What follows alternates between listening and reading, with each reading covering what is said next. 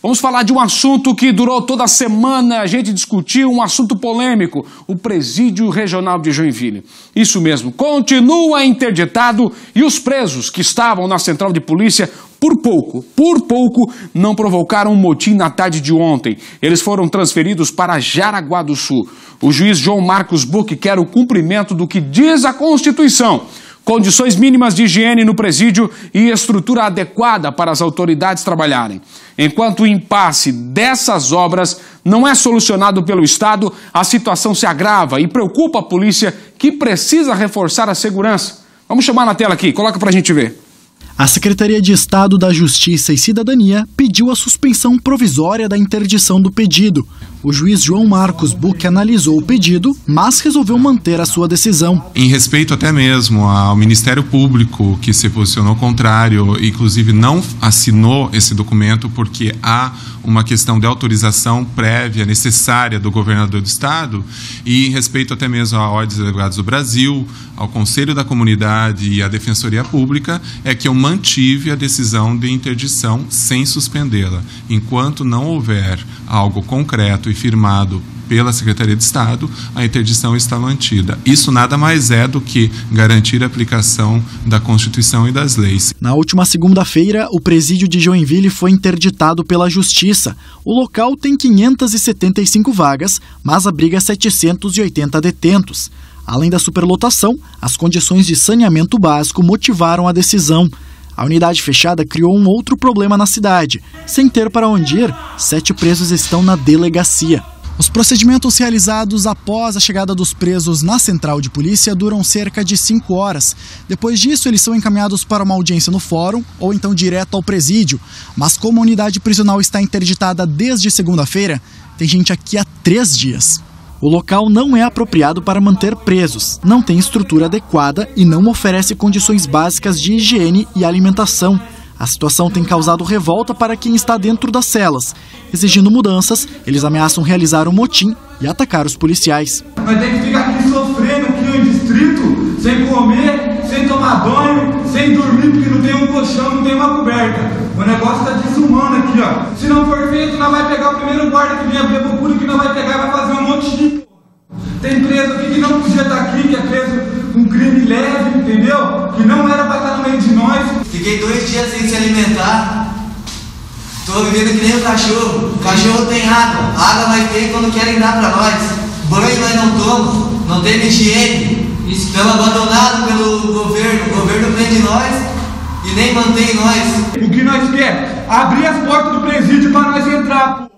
Já tem um monte de gente lá, ó. Cada dia, mano, sai 5, 6 ao parar, entendeu? No automático eles têm lá, ó, vaga pra nós aqui, ó. Não para estar jogado nesse buraco aqui, ó. O problema deve piorar no final de semana, pois a unidade não vai suportar receber novos presos.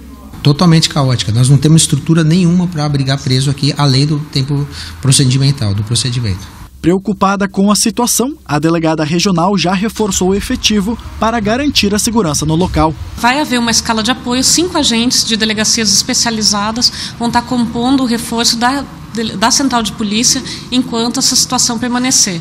No final da tarde, os 7 presos foram encaminhados para o presídio de Jaraguá do Sul.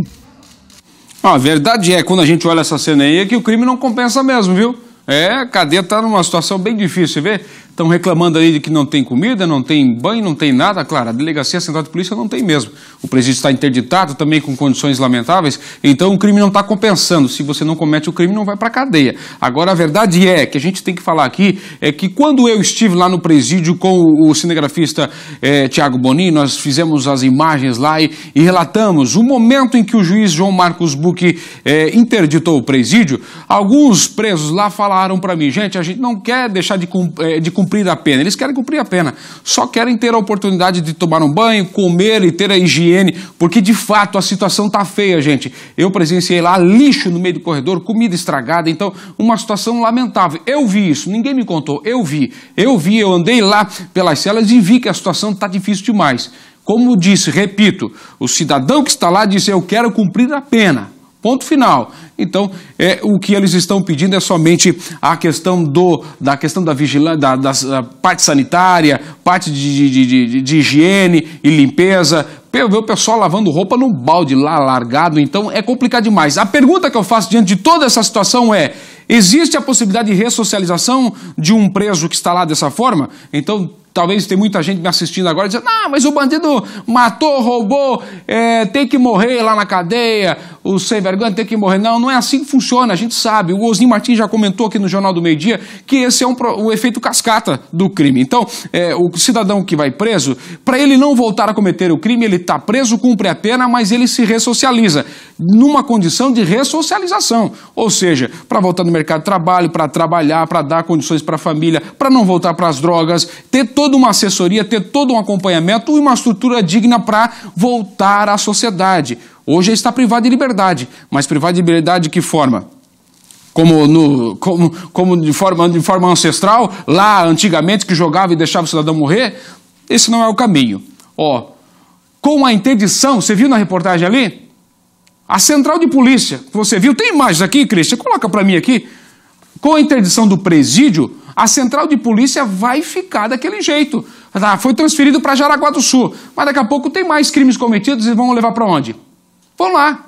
Eu também vi a cela ali da central de polícia, um dia depois da interdição, desse jeito aí, o pessoal vão ficando ali, vão ficando daquele jeito. Não tem chuveiro na central de polícia pro presidiário, pro detento tomar banho. Não tem. É desse jeito que fica. E a comida? A comida é a família que leva. Quando o cidadão que está preso ali, o marginal que cometeu o crime ali, tem assistência da família, porque quando não tem, fica 2 dias sem comer, 3 dias sem comer, porque não tem restaurante, não tem estrutura para isso. Então é urgente demais e diante dessa situação também, eu fico impressionado com o empenho do governo em tentar desinterditar e não em resolver. Porque parece que diz o governo do estado que tem argumentos suficientes para desinterditar. Não é o que parece. Foram constatados aí, através de vistorias da OAB, Vigilância Sanitária e tudo mais, que a situação está insalubre, a situação está difícil de você suportar. Quando entra num local como esse, como nós entramos aí, no presídio, você vê que a situação está lamentável. Até de quem trabalha, gente. De quem trabalha, tá aí, o cidadão tá de guarda lá em cima, o cara fica debaixo de sol, debaixo de chuva, de vento e tudo mais, e não pode nem descer para ir no banheiro. É isso mesmo, não pode ser, porque imagina, você está de guarda de vários detentos, de um pavilhão inteiro, então o cara tem que dar toda a assistência ali. Então é complicado demais. E diante dessa situação, o governo do estado, por meio da assessoria, alega que está buscando uma solução e que espera que o entendimento legal entre Ministério Público e Poder Judiciário seja encontrado até a próxima semana. A secretaria ainda afirma que a Prefeitura de Joinville expediu os alvarás para a construção de uma nova ala no presídio com 147 vagas. Eu vi o local que está sendo construído e está paralisado, viu? Olha só. E aí foi determinada uma data para o início das obras. Mas ontem, à tarde, por volta das 3 horas, um preso foi morto a facadas dentro do presídio. A vítima tinha 24 anos e cumpria pena por roubo, posse de arma de fogo e drogas. Um detento de 35 anos confessou o crime e disse que o desafeto entre os dois já existia antes do período de reclusão na unidade prisional. Outro preso de 23 anos também teve envolvimento no homicídio. Então situações como essa vão acontecendo. A pergunta é também, como é que entrou uma faca lá dentro, né? Eu não vou nem perguntar porque entra celular, imagina, né? É claro que falta efetivo, gente, falta muita coisa para se ter aí um exemplo como a penitenciária industrial, que é um exemplo de ressocialização, que tem trabalhos psicossociais, tem trabalho, empresas que estão ali contratando e fazendo um trabalho para que o cidadão que está lá volte ao mercado de trabalho e tenha um emprego digno para dar comida para o seu filho, para dar comida para a sua esposa. São várias situações, vários tipos de pessoas que lá tem profissionais que estudam, que orientam, e é isso que precisa. Uma estrutura que adeque aí à questão da evolução e ao tratamento ao cidadão e que ele volte a ser tratado como ser humano. É o que a gente quer sempre.